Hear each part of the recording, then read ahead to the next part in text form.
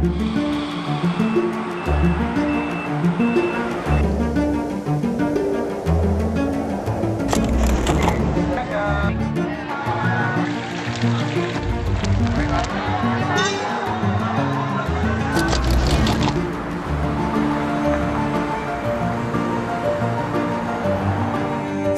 ada rasa syukur dan bahagia menyambut bulan yang suci ini.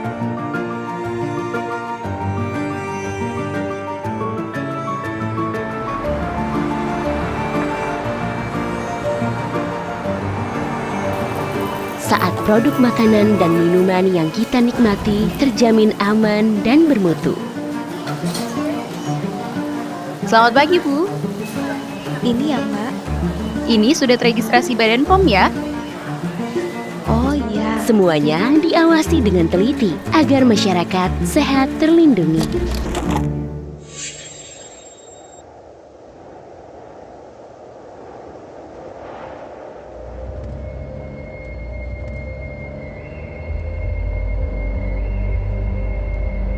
Nama saya Arianto sebagai Direktur Utama PT Srijaya Raya Perkasa di Kota Batam.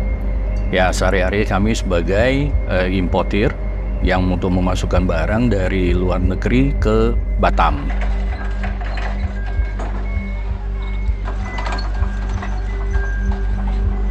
Nah, kalau kita lihat dari segi perbedaan, ya dari dulu Batam ini kan sangat strategis dihimpit oleh Malaysia, Singapura, Thailand. Sehingga banyak sekali produk-produk yang ilegal dulunya masuk ke Batam. Makanan tak layak juga ditemukan oleh Badan Pengawas Obat dan Makanan (BPOM). Hingga kini, Badan POM telah menyita 4.709 item makanan tidak memenuhi ketentuan, seperti tanpa izin edar yang mencapai 1.301 item. Daluarsa sebanyak 2.000-an item dan makanan rusak sebanyak 1.378 item. Total kerugian mencapai 28,3 miliar rupiah. Wilayah yang banyak ditemukan bahan panganan tanpa izin edar yakni di Kota Jakarta, Bandung, dan Batam. Bahan pangan itu banyak diimpor dari negara Korea dan Tiongkok. Yang banyak masuk ke Batam itu adalah produk pangan. Kenapa pangan? Karena banyak dikonsumsi oleh masyarakat Kota Batam.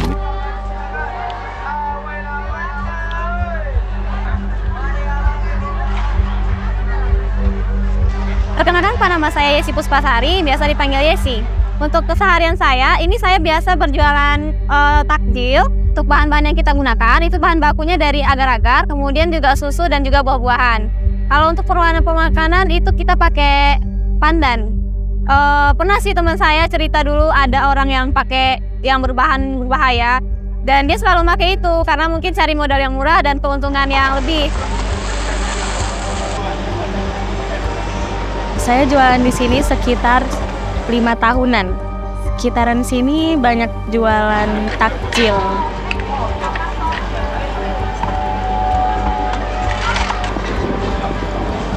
Dulu sih sempat pernah dengar ada yang memakai bahan berbahaya. Contohnya itu kayak formalin, boraks, itu tuh nggak boleh buat makanan berbahaya.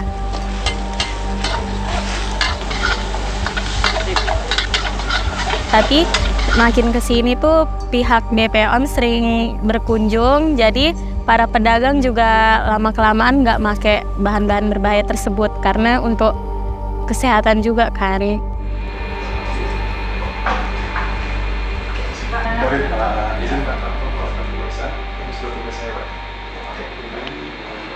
Ya pastinya kita juga dulunya Batam itu belum ada BPOM Batam. Itu rata-rata seluruh pengusaha di Batam itu tidak mengerti, bukan tidak mau ya, tapi tidak mengerti dengan keharusan meregister ML tersebut. Kalau dulu kami sebagai pengusaha untuk mau register itu sangat sulit sekali. Sulitnya itu adalah dulu masih manual.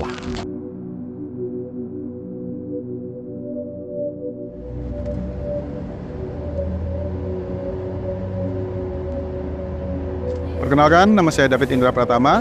Saya adalah salah satu pegawai di Badan POM yang bertugas sebagai pengawas farmasi dan makanan di Balai POM di Batam.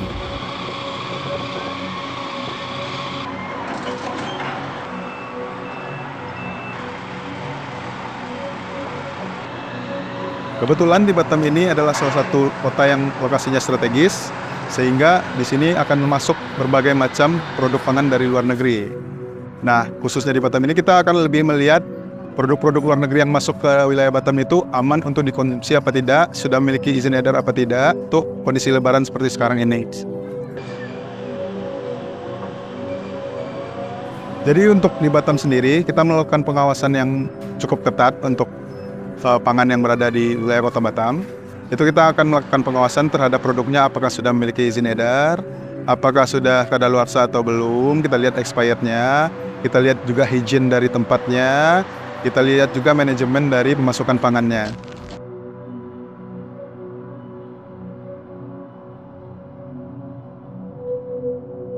Pada dasarnya kami sebagai pengusaha di Kota Batam sangat rugi sekali ya kalau pengusaha itu menjual produk yang tidak terregister.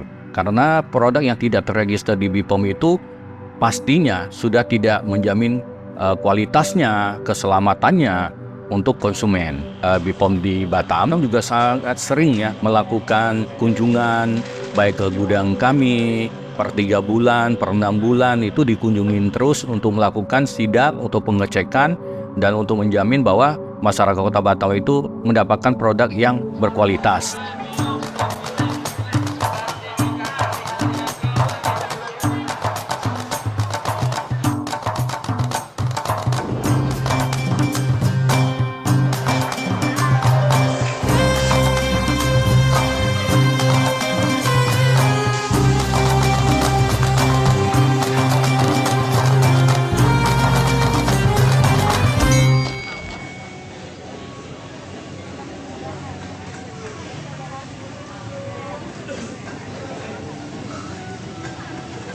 Oh ya, selamat pagi.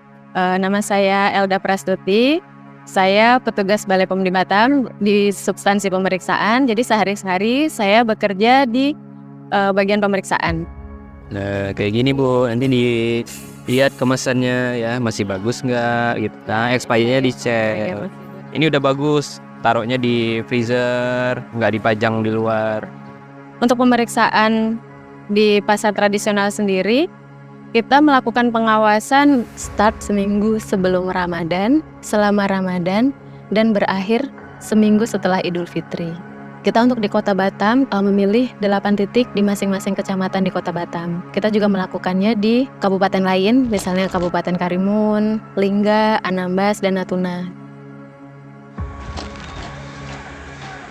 Kita melakukan pengawasan terhadap produk-produk makanan olahan seperti makanan frozen ya. Kita juga fokus ke makanan pangan olahan yang tanpa izin edar, kadaluarsa, rusak, dan juga misalnya ada bakso yang mengandung formalin atau boraks, kemudian ada mie kuning yang dicurigai mengandung metanil yellow atau boraks gitu. Nah, jadi kita fokusnya itu untuk pangan takjil ini adalah pangan-pangan yang dicurigai mengandung bahan berbahaya.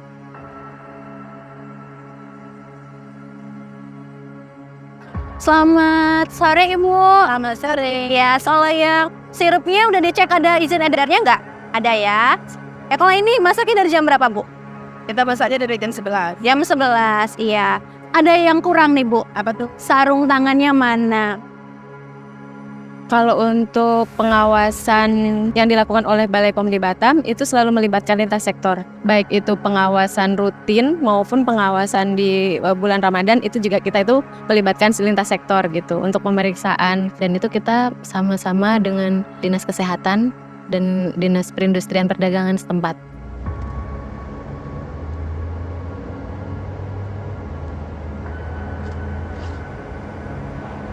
Kalau untuk di Balai POM Batam sendiri, pengawasan takjilnya itu dari tahun ke tahun, alhamdulillahnya itu trennya itu menurun. Jadi untuk hasil pemeriksaannya ya, karena kita kan melakukan sampling kemudian kita uji di laboratorium keliling, itu hasilnya sendiri itu semakin menurun gitu. Jadi kalau dulu tuh masih ada ya kita temukan beberapa takjil itu yang mengandung bahan berbahaya.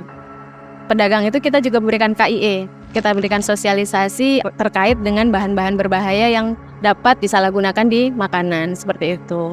Dan itu sepertinya tuh masyarakat sudah semakin aware gitu dengan bahan-bahan berbahaya dalam pangan siap saji tadi.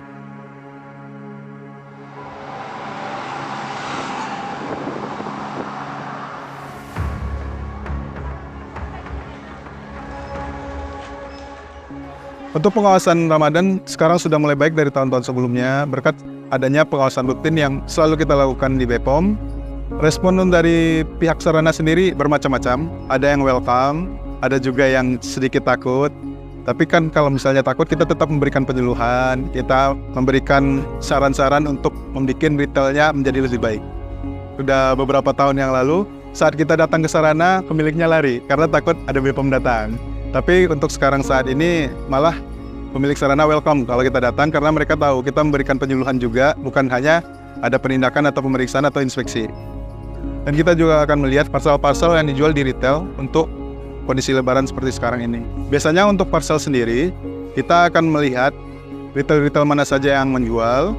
Kita lihat isinya per item itu apa saja, apakah sudah memiliki izin edar, terus berapa banyak produk parsel yang dijual, dan di mana tempat penyimpanannya. Dengan berdirinya BPOM di Batam, kami sebagai pengusaha itu sangat merasa terbantu sekali, di mana saya sebagai direktur perusahaan tidak mungkin bisa melakukan pengecekan produk itu satu persatu. Dengan adanya pengawasan dari pihak BPOM Batam, sehingga saya merasa nyaman, ya, karena produk yang saya jual itu ke konsumen itu saya yakin pasti sudah aman dikonsumsi oleh masyarakat di Batam.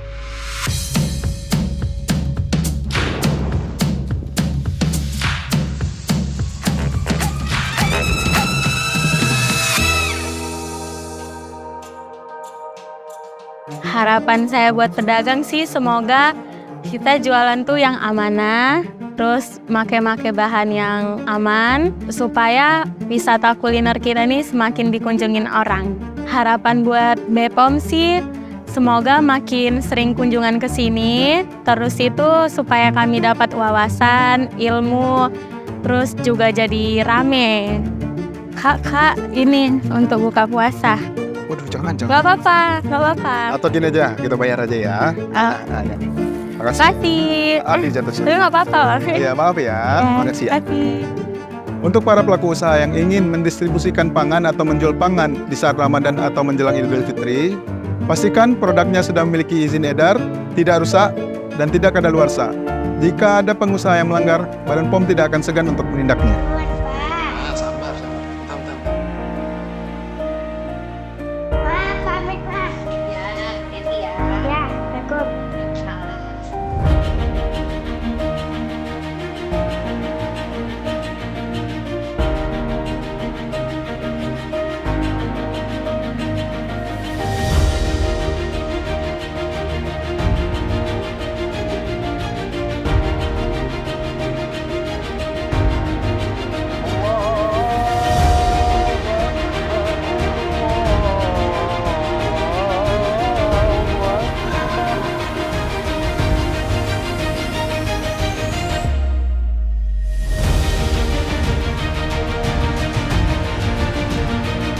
Semoga ikhtiar dan niat baik ini memudahkan ibadah puasa hingga mencapai hari kemenangan yang fitri.